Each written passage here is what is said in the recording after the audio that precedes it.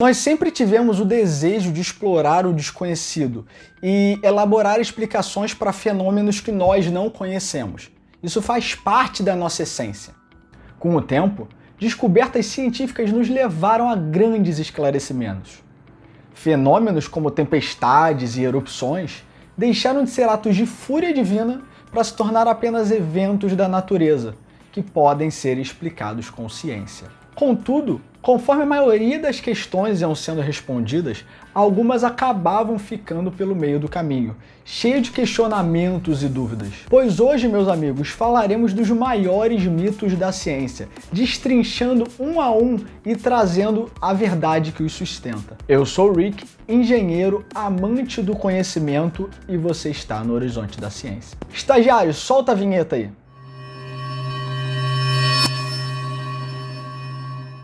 E para começar, nós falaremos de um dos mitos mais populares que estão por aí. A afirmação de que hoje somos capazes de usar apenas 10% do nosso cérebro é total furada. Eu não vou te enganar não, a ideia de podermos desbloquearmos uma parte do nosso cérebro, conseguindo utilizá-lo 100% todo de uma vez, nos tornando mais inteligentes e criativos, realmente é uma ideia que também me atrai. E é verdade que não entendemos completamente o funcionamento do nosso cérebro, e realmente existem coisas que hoje a ciência ainda não consegue explicar.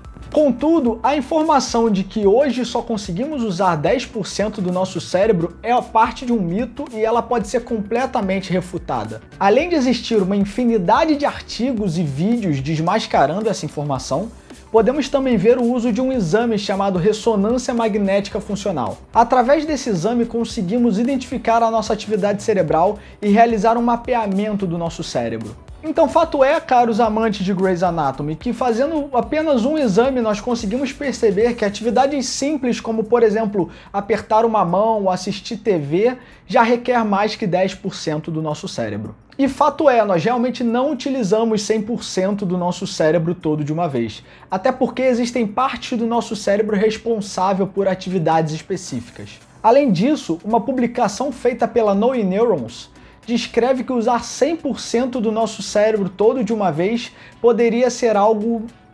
indesejável. Diferente do que é passado nos filmes e nas séries, utilizar o nosso potencial cerebral todo de uma vez quase certamente desencadearia em nós uma crise epilética.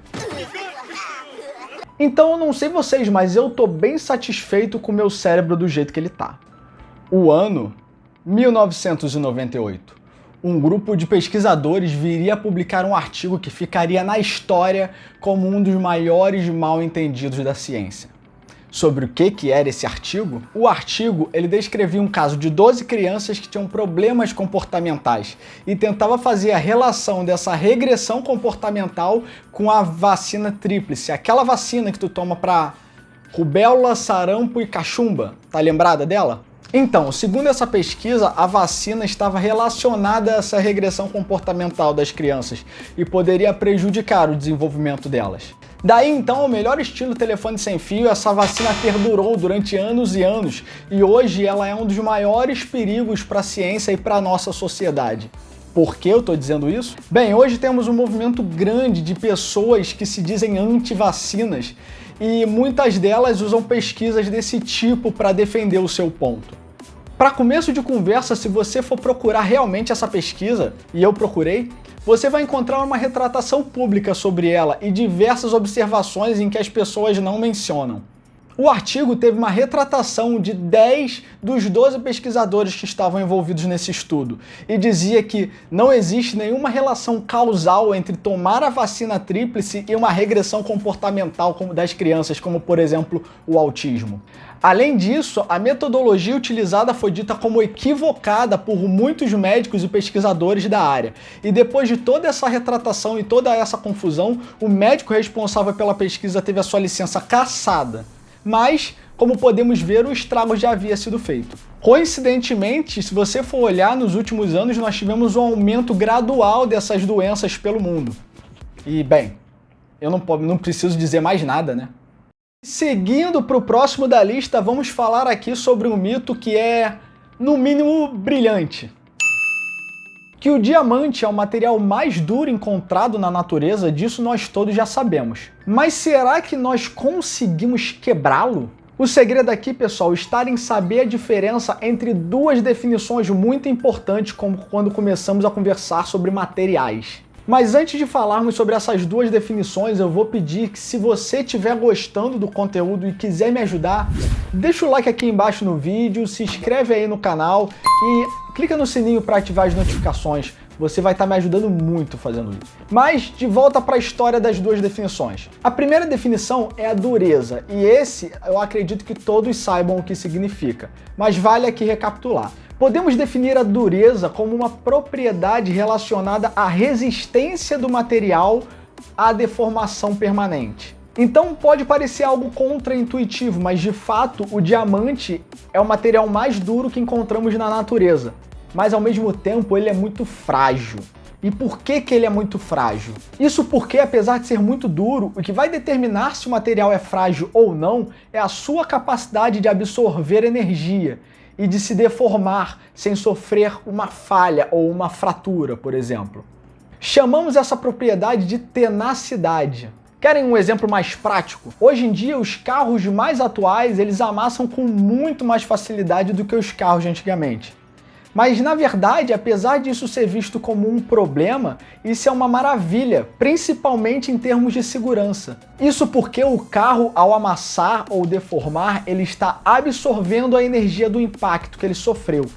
O que para você, meu jovem, é uma maravilha, pois isso pode salvar a sua vida. Inclusive, nos carros hoje nós temos o que chamamos de zonas de deformação programável, que seriam como zonas específicas que ajudam a dissipar a energia de uma colisão e reduzir os efeitos transmitidos para o ocupante do carro. Uma maravilha, não é mesmo? Mas agora voltando a falar do nosso brilhante diamante.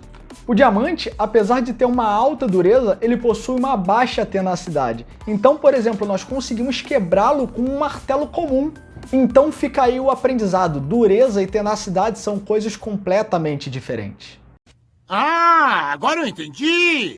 Aclamado como um salva-vidas para aqueles que não sabem cozinhar, o micro-ondas também já foi alvo de diversos mitos, tudo devido à sua radiação. Para aqueles que não entendem como funciona o micro-ondas, aqui vai uma explicação bem rápida e básica. Dentro do seu aparelho de micro-ondas, você vai ter uma onda eletromagnética que é produzida e vai atuar diretamente nas moléculas de água que estão presentes dentro do seu alimento. Daí então as moléculas de água elas vão entrar em agitação, o que vai produzir o calor. Calor esse que é responsável por esquentar a sua comida. Tá entendendo agora porque quando você esquenta os alimentos no micro-ondas parece que eles voltam mais ressecados?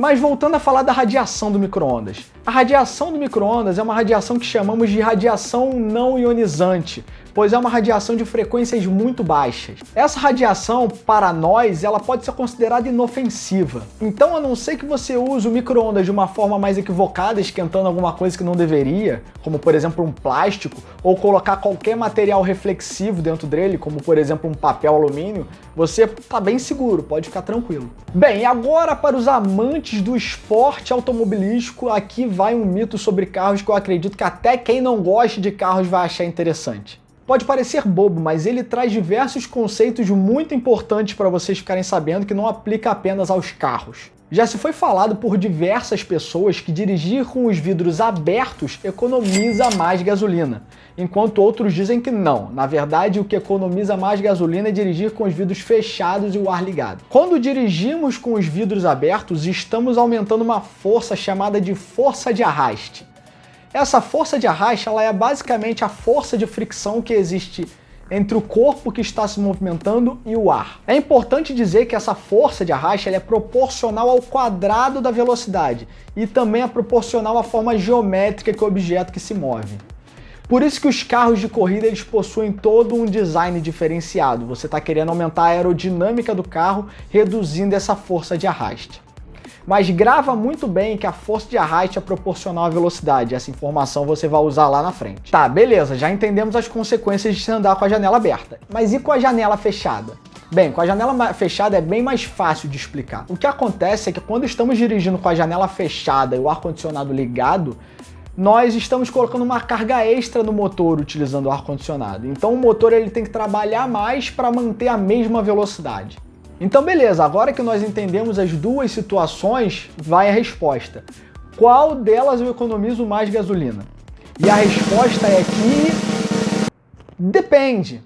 Pois é, depende. E para provar que depende, os engenheiros da SAI, que é a Sociedade de Engenheiros de Automobilística, que fazem diversos testes nessa área para verificar várias coisas, eles fizeram testes e chegaram à seguinte conclusão. Em resumo, até velocidades relativamente baixas, como por exemplo 60 km por hora, você usará menos gasolina desligando o ar-condicionado e baixando as janelas.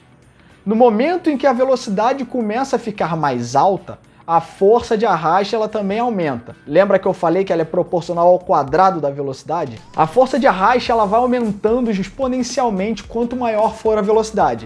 Então, em dado momento, ali em torno dos 100 km por hora, começa a valer mais a pena você dirigir com as janelas fechadas e o ar-condicionado ligado. Então, meu amigo, você já pode pegar a estrada tranquilo com o ar-condicionado fechando a janela, que se alguém perturbar, você só mostra esse vídeo aqui pra ele, beleza?